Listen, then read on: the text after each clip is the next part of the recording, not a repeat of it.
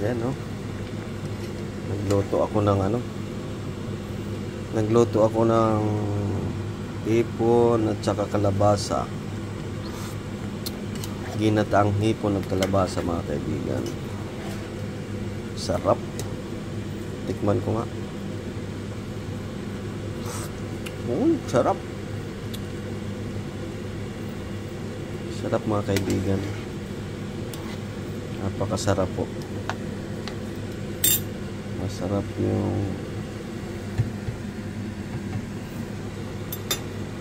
yung kalabasa at saka hipon.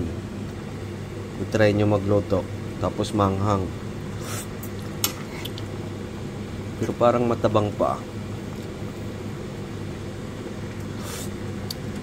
Pero pwede na yan. Mahirap naman yung maalat, di ba? Ayan po.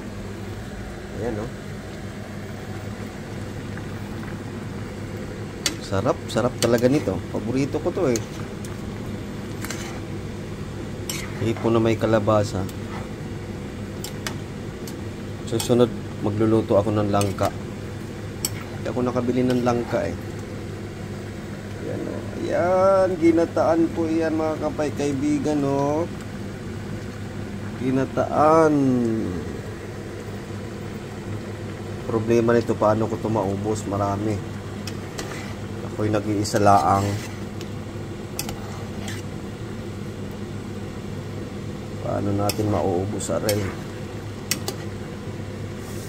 Yan.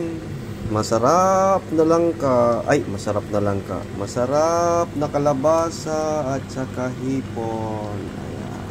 Okay. Share ko ito sa inyo. Ganito ang buhay OFW.